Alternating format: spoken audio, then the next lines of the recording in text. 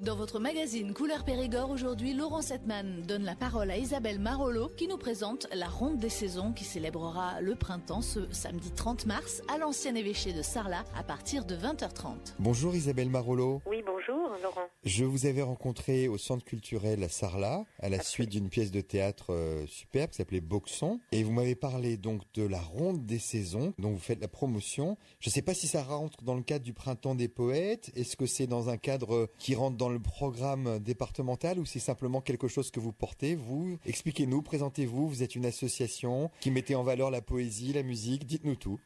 Alors en fait, j'ai créé la Ronde des Saisons en 2015 suite aux attentats. C'était ma réponse pour contrecarrer la violence et la haine. C'était de créer de la beauté. Donc j'ai créé une compagnie de théâtre en 2013 qui s'appelle Capia.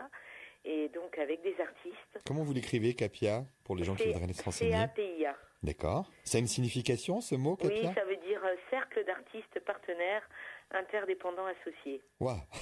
Tout ça. Tout ça. Donc la Ronde des Saisons, je l'ai créée en 2015, en mars 2015. Et donc ça va faire 5 ans, c'est la 5e année. Enfin, ça sera la 17e édition. C'est un spectacle multi-artistique qui réunit à la fois des professionnels et des amateurs, qui réunit des artistes de tous bords, musiciens, comédiens, plasticiens, réalisateurs, photographes, danseurs, chorégraphes. C'est très varié, très large. Poètes, écrivains, voilà, c'est très varié, c'est multi-artistique, c'est aussi multi-transgénérationnel. Et l'idée, c'est vraiment de célébrer chaque saison à un moment de l'année, donc printemps, été, automne, hiver. Vous êtes notre calendrier artistique, en fait, quasiment. Ah ben, on pourrait dire ça. Je suis très fière si vous nous considérez comme ça.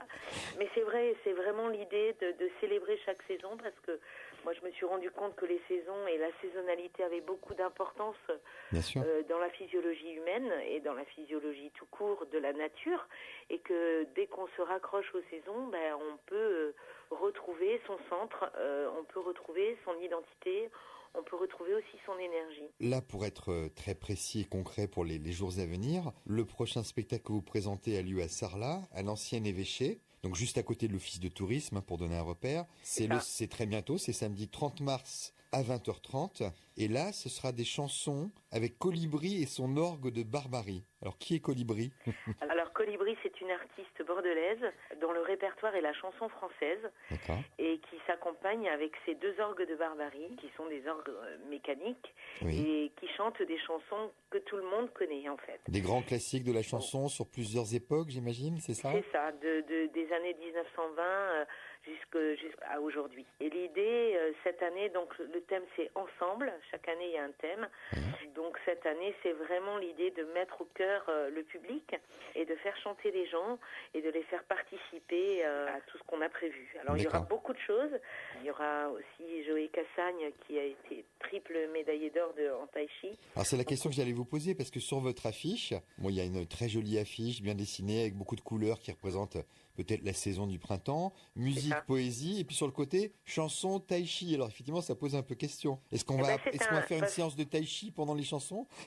Non, ça sera pas une séance de tai chi. Ça sera une démonstration de tai chi avec 2 éventails ou des formes à main nue aussi, qui sont accompagnés par des musiciens. Donc il y aura Gérard Loubria qui va l'accompagner à la guitare. Il y aura Nimas Salfati qui est un pianiste improvisateur. Il y aura un duo de jeunes, Marcello et Vincenzo, qui font de la danse hip-hop croisée d'arts martiaux.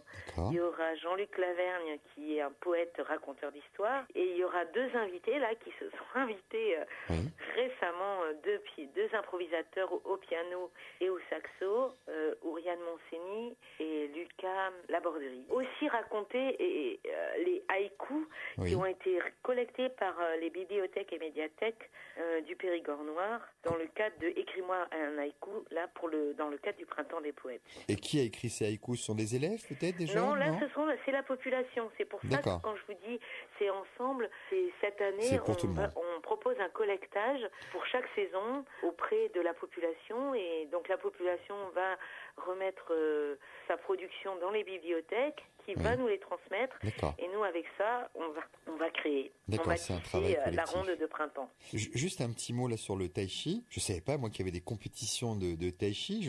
J'ai déjà été moi à prendre quelques cours pour essayer de m'harmoniser, de me mettre plus en forme. Et donc là, c'est à la fois quelqu'un qui est championne de tai chi, mais qui va faire quelque chose de plutôt presque chorégraphié, c'est ça, presque artiste. C'est une danse avec des éventails et c'est un spectacle en soi, quoi. Ah, c'est pas une danse, hein, c'est vraiment du tai chi. Le tai chi, c'est un art martial à la base.